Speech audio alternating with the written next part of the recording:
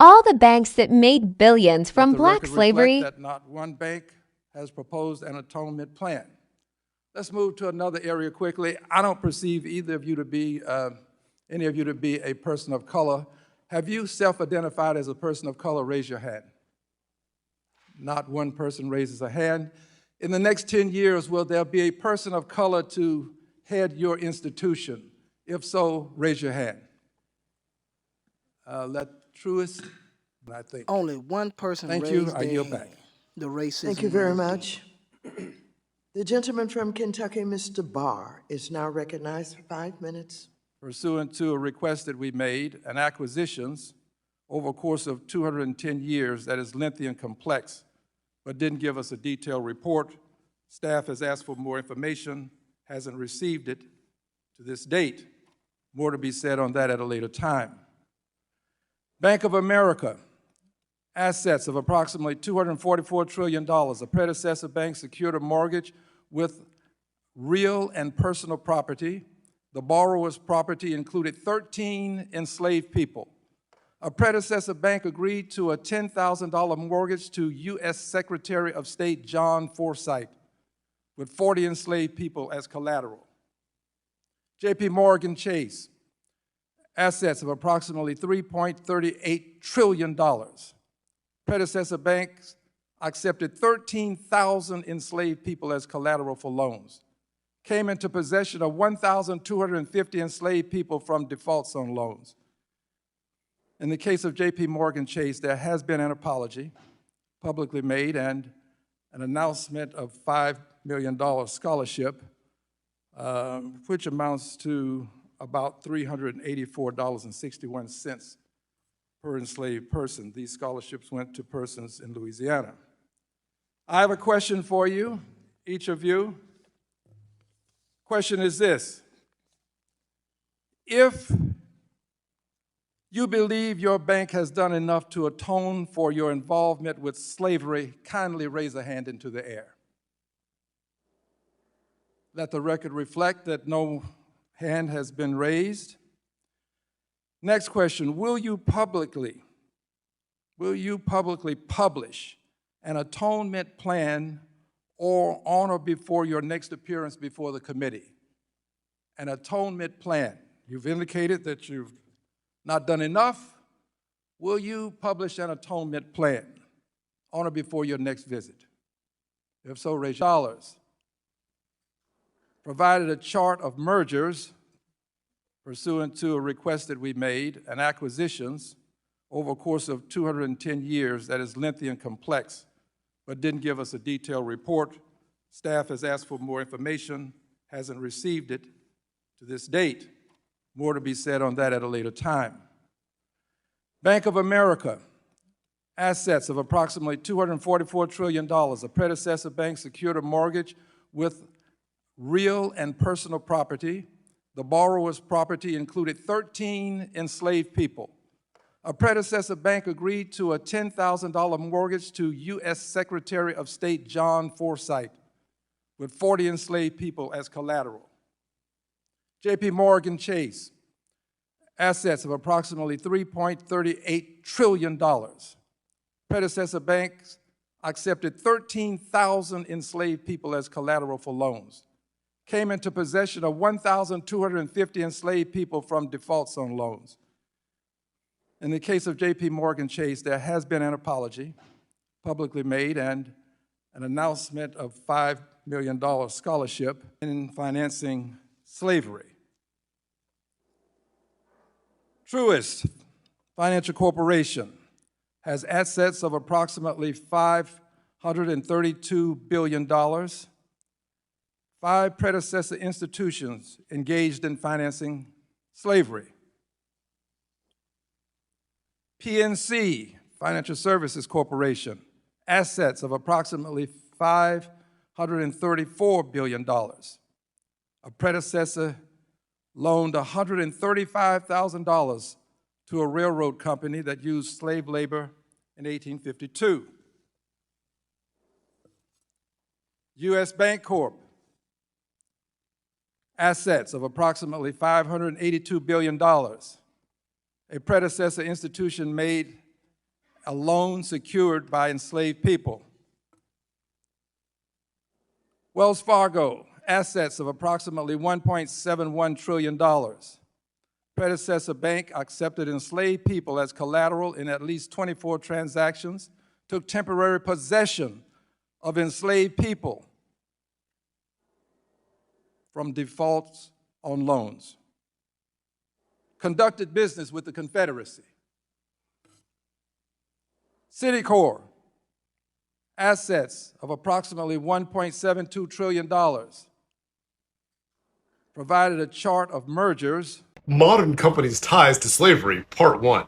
You may have heard people say we can't have reparations because no one today was ever enslaved and no one today ever enslaved anyone. But all these companies right here profited from slavery and human trafficking. Bank of America's predecessors, Boatman Savings and Southern Bank of St. Louis, all had ties to enslavement. As did another one of their predecessors, Bank of Metropolis, who used enslaved people as collateral. J.P. Morgan Chase admitted that between 1831 and 1865, their company accepted about 13,000 enslaved people as collateral. When plantation owners defaulted on their loans, their company wound up enslaving about 1,300 individuals. New York Life Insurance Company has always been in the insurance business. Of the company's first 1,000 insurance policies that they sold, 339 of them were on enslaved individuals.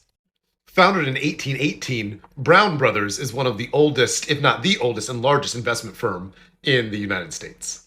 They made most of their money, if not all of it, from investing in the slave trade, slavery, and the textile industry, which provided for enslavement. Wells Fargo purchased Wachovia. Wachovia's predecessors were heavily involved in the slave trade. Not only did they invest and use enslaved people as collateral, they also owned enslaved people. I mean, the bank itself owned people. Like most banks in the 18th and 19th century, the Rothschild Bank accepted enslaved people as collateral.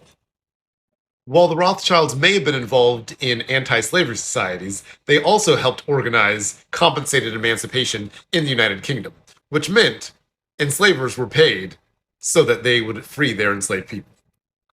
Barclays of London were not only involved in the slave trade, but also received enslaved people as compensation. All these companies have admitted they were involved in human trafficking and slavery. Most of them have issued an apology. And then they didn't do anything else. We don't want your hollow words. Just give us the money. White people benefit from their ancestors being slaves, all right? Wealth, generational wealth being passed down. You know what I'm saying? But you know what I'm saying? Like businesses and things of that nature, land, all of that shit being passed down, and y'all benefited from. This is Jebediah. Jebediah inherited over 100 acres of land, his father's South Carolina plantation in the late 1800s. He was able to use the money from that land to buy 100 more acres. In the mid-1950s, passed the land down to his son, Mark, who then sold the land for $5 million. Mark started a successful real estate company that he passed down to his son, Tim. Tim was able to take all of the wealth that he generated basically because he was just born. This is his daughter, Sarah Beth. Sarah Beth was able to go to the best schools, live in the best neighborhoods, and have the most wonderful extracurricular activities. He's now getting an engineering degree from Syracuse, already has jobs lined up on Wall Street, has never had to work a job. Are we really gonna look Sarah Beth in her cold, dead eyes and tell her that she doesn't deserve the opportunities that's been afforded to her just because she wasn't born when the wealth is accumulated? African Americans built this nation. Everything we've been taught in the American education system is all a lie. Native Americans weren't the original people of this land. We actually took it from black people. Olmec, the Mayan, the Inca, the Aztec, Mixtec, the involvement of Africans in this part of the world. Africans were already in America long before the Olmec culture came.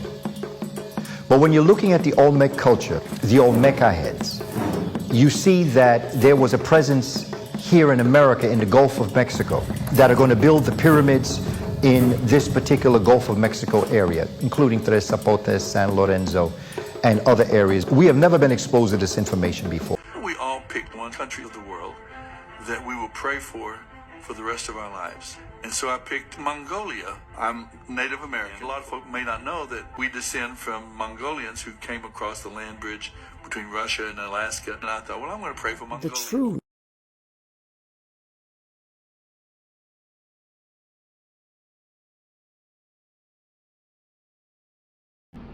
Are any of you aware that we did this to Japanese Americans, Italian Americans, indigenous tribes? We even created a whole half-breed legal designation so that we could do it to African Americans and black people. We did this in the name of national security, and in the interest of public health, we institutionalized anybody that pushed back. We took their property, didn't give it back. We took their children from them, didn't give them back. We made them work as indentured servants in camps, more than 40 in Colorado alone. The best part is that in most of these cases, during World War II, we were also mining uranium, which, because of radon, poisoned their natural springs and waters on these indigenous people's lands, causing generational disease, genetic modifications, alterations, cancers. We murdered people under the U.S. Constitution. We used the U.S. Constitution to murder people. Our government, our elected one, Dwight D. Eisenhower, that guy.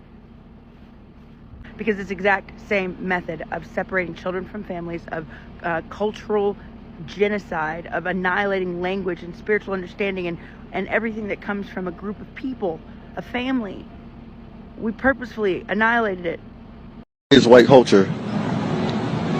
White what? Culture? I don't even know. I don't know if there is a white culture. What is white culture? Well, that might go back to white privilege then, if you're looking deeper. But white culture? People say, like, when people are defending black culture, and they go, oh, what about white culture? But white culture is nothing. We have Irish pride, and we have Italian pride, and black culture is made up because African culture was lost. Ooh. Oh gosh. What is white culture? Oh wait, white culture is taking everybody else's stuff. Yes, that's white culture. That's white culture. Oh man. White culture? Yeah, I couldn't answer that.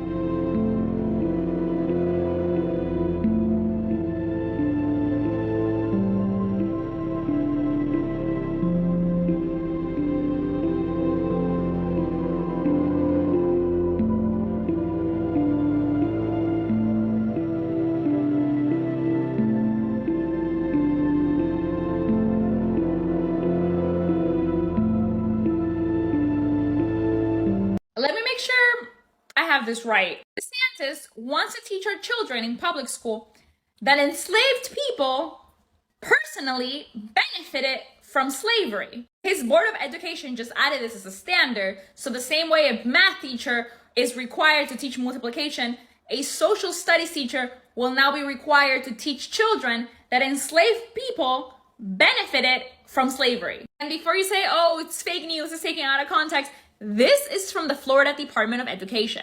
Examine the various duties and trades performed by slaves: agricultural work, painting, carpentry, etc. Instruction includes how slaves develop skills which in some cases could be applied for their personal benefit. So it wasn't that African Americans who were, again, enslaved against their will did these duties to survive. No, it was more like they had little hobbies and side hustles. I need y'all to be so for real right now. I would not say the white man is a descendant of Satan, because that would be wrong. We didn't have a Satan before white man.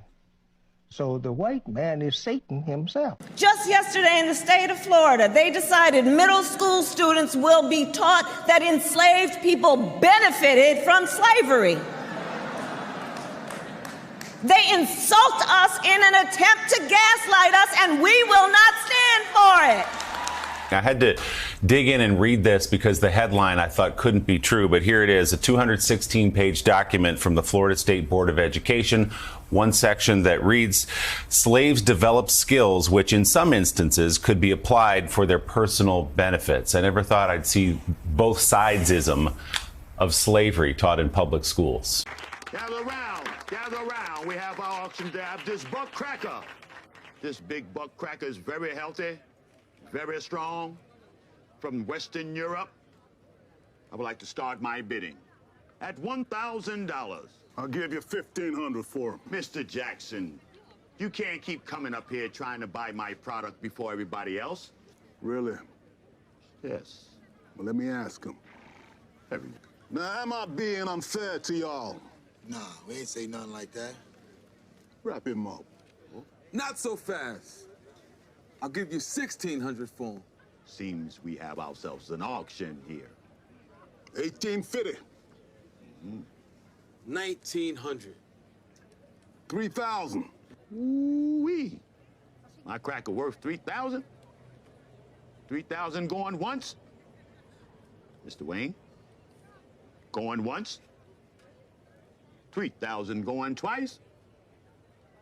This cracker's sold to the Jackson plantation.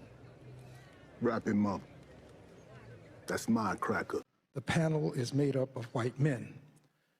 This is not a pejorative. You've all sermonized to a certain extent about diversity. If you believe that your likely successor will be a woman or a person of color, would you kindly extend a hand into the air? Let the record reflect. For fear that you may not hear me, just raise your hand now so that I'll know you're there. Raise your hand, please. All of you, sir, apparently you don't hear me over on the end. Would you kindly extend a hand into the air if you can hear me? Next to the gentleman that raised his hand, would you extend a hand, please? With the glasses, perhaps I should call your name. Mr. Sharp, would you? Thank you.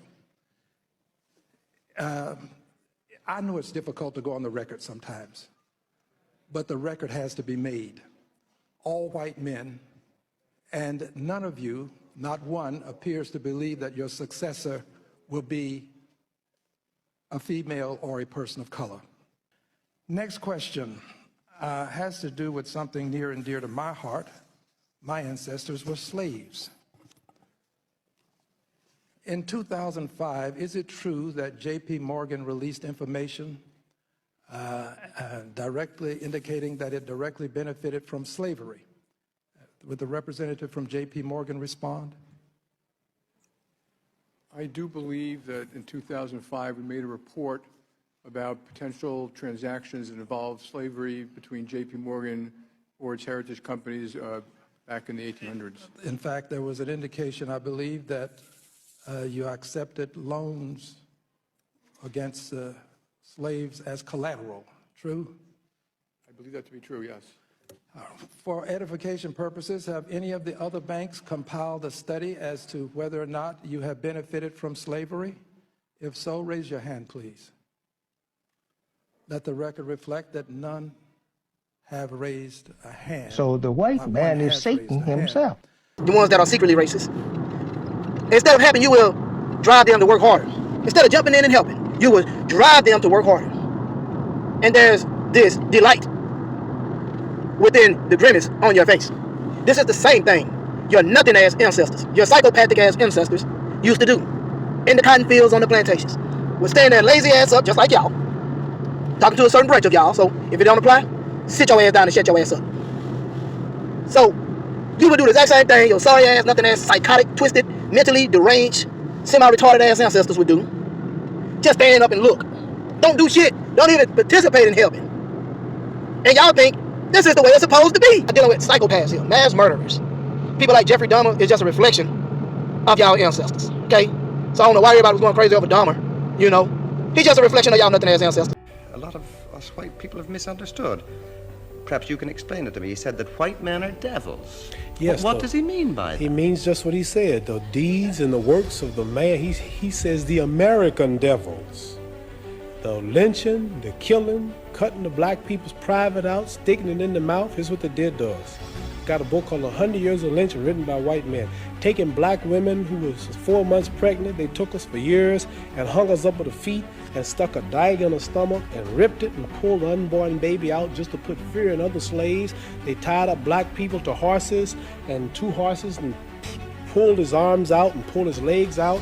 Lemonade trains with white children and white people of America used to come and watch them tie up 10 or 15 black men and pour gasoline on them and burn them, watch them burn alive. They took us and hung us up with trees and shot us with bullets. They took and cut a hand off and gave it to the little boy and they took the leg off. And this is worse than the devil.